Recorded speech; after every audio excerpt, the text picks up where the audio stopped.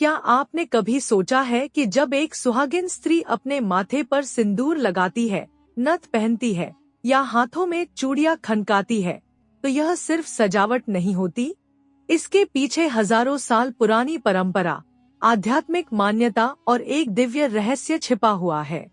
आज मैं आपको उसी रहस्य से परिचित कराऊंगी। 16 श्रृंगार की कथा। कहते हैं, जब मां पार्वती ने भगवान शिव को अपने पति के रूप में पाने का संकल्प किया था, तब उन्होंने वर्षों तक कठिन तपस्या की। उस तपस्या के अंत में जब महादेव ने उनका वरण किया, तब स्वयं देवियों ने मां पार्वती को सुहाग का वरदान देकर 16 श्रृंगार का ज्ञान दिया। तभी से यह परंपरा चल पड़ी और हर सुहागिन स्त्री अपने सौभाग्य और पति के दीर्घायु जीवन के लिए इन श्रृंगारों को करती आई है। आइए, मैं आपको एक एक करके सभी 16 श्रृंगार की महिमा सुनाती हूँ।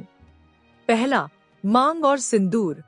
मां पार्वती जब कैलाश पहुंची, तो देवियों ने उनके मांग में सिंदूर भरा।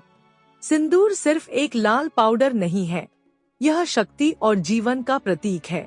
कहते हैं कि जब स्त्री अपनी मांग में सिंदूर सजाती है, तो उसमें देवी लक्ष्मी का वास होता है।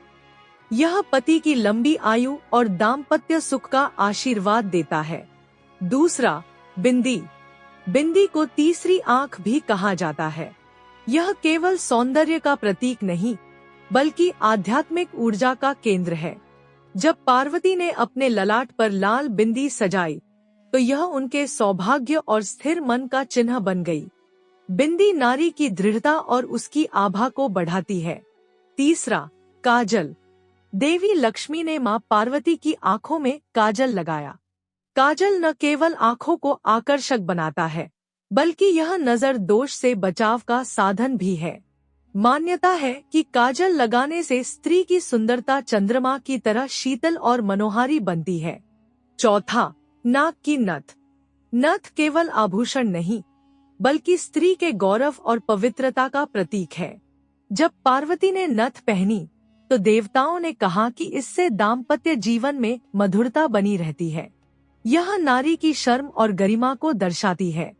पांचवा, कर्णफूल, झुमके। कर्णफूल या झुमके पहनने से स्त्री के शब्द मधुर और सुरीले होते हैं।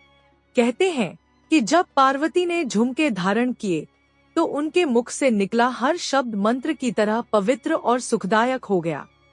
यह श्रृंगार नारी की वाणी को देवत्व प्रदान करता है।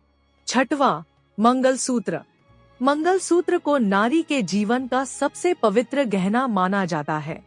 यह केवल गले का आभूषण नहीं, बल्कि पति पत्नी के बीच अटूट बंधन का प्रतीक है।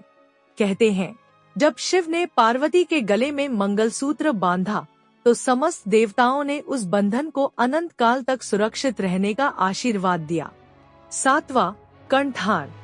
गले में पहना जाने वाला हार सौंदर्य को तो बढ़ाता ही है, साथ ही यह सुरक्षा कवच की तरह कार्य करता है। प्राचीन मान्यता है कि हार धारण करने से नकारात्मक ऊर्जा पास नहीं आती। यह नारी की कोमलता और शक्ति का संतुलन दिखाता है। आठवां, बाहुबंद। बाहुबंद यानी बाजूबंद, जो शक्ति और पराक्रम का प्रतीक है। जब पार्वती ने इसे पहना, तो वह किसी रानी की तरह दीप्तिमान हो उठी। यह श्रृंगार बताता है कि नारी केवल कोमल नहीं, बल्कि असीम साहस और बल की धनी है। नौवां, चूड़ियां। चूड़ियों की खनक सिर्फ संगीत नहीं, बल्कि शुभ संकेत है। माना जाता है कि जब स्त्री की चूड़ियां खनकती हैं, तो घर में सुख समृद्धि आती है। देवियों ने कहा था, जहां सुहागिन की चूड़ियां बजती हैं, वहां दरिद्रता कभी प्रवेश नहीं करती। 10वां, अंगूठिया। अंगूठिया सिर्फ सजावट के लिए नहीं होती। उंगलियों पर धारण की गई अंगूठिया शरीर की नसों और ऊर्जा केंद्रों पर प्रभाव डालती हैं। कहते हैं कि जब पार्वती ने सोने की अंगूठिया पहनी, तो उनके हाथों से निकलने वाली ऊर्जा और भी पवित्र हो गई। 11, पायल। पायल की छन छन से वातावरण में मधुरता फैलती है।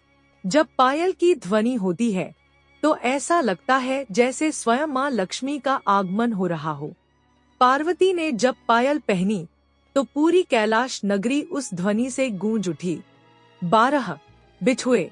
बिछुए केवल पैरों की शोभा नहीं है, बल्कि यह वैवाहिक जीवन की स्थिरता का प्रतीक है। पैर की उंगलियों में इन्हें पहनने से स्त्री की ऊर्जा संतुलित रहती है और दाम्पत्य जीवन सुखमय होता है। 13. केश सज्जा और गजरा।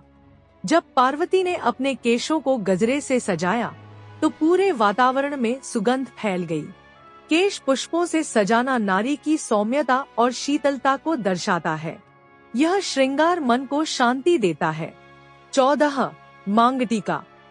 मांगटिका, जिसे माथे पर सजाया जाता है, वह बुद्धि और सौभाग्य का प्रतीक है। पार्वती के सिर पर जब यह सजाया गया तो उनका तेज और भी बढ़ गया। यह श्रृंगार स्त्री को विवेक और समृद्धि प्रदान करता है। 15. इत्तर और सुगंध। सुगंध शरीर को ही नहीं, आत्मा को भी पवित्र करती है। जब पार्वती पर अत्तर छिड़का गया तो पूरा वातावरण दिव्यता से भर उठा। यह श्रृंगार बताता है कि नारी का अस्तित्व केवल बाहरी रूप में नहीं, बल्कि उसकी आत्मा की महक में भी छिपा है। 16. आलता। पैरों में लगाया जाने वाला आलता सौंदर्य और मंगल का प्रतीक है। कहते हैं कि जब सुहागिन स्त्री अपने पैरों में लाल आलता लगाती है तो उसका हर कदम परिवार के लिए शुभ फलदायी होता है। पार्वती ने जब इसे धारण किया तो ऐसा लगा मानो स्वयं पृथ्वी देवी उनके चरणों का वरण कर रही हूँ। जब माँ पार्वती ने इन 16 श्रृंगारों को पूर्ण किया तो स्वयं शिव ने मुस्कुराते हुए कहा, पार्वती, तुम केवल मेरी अर्धांगिनी नहीं, बल्कि संपूर्ण जगत की शक्ति हो। तुम्हारे इन श्रृंगारों में संसार की हर स्त्री की शक्ति और सौभाग्य छिपा है। तभी से कहा जाता है कि 16 श्रृंगार केवल सजने संवरने का साधन नहीं, बल्कि यह स्त्री की आत्मा, शक्ति और सौभाग्य का जीवंत प्रतीक है। जब भी कोई सुहागिन स्त्री इन श्रृंगारों को करती है तो वह न केवल अपने पति और परिवार के लिए मंगल कामना करती है, बल्कि वह स्वयं देवी स्वरूपा बन जाती है। आपको ये कहानी कैसी लगी? नीचे कमेंट करके जरूर बताएं। अगर आपको ऐसी रहस्यमयी, ऐतिहासिक और दिल को छू लेने वाली कहानियां पसंद है तो इस वीडियो को लाइक करें, शेयर करें और सब्सक्राइब करना बिल्कुल न भूलें। हम हर सप्ताह ऐसी ही एक नई और असली कहानी लेकर आते हैं, जिसे सुनते हुए आप इतिहास में खो जाते हैं और सपनों की दुनिया में उतर जाते हैं। धन्यवाद। फिर मिलेंगे एक और नई कहानी में। शुभ रात्रि।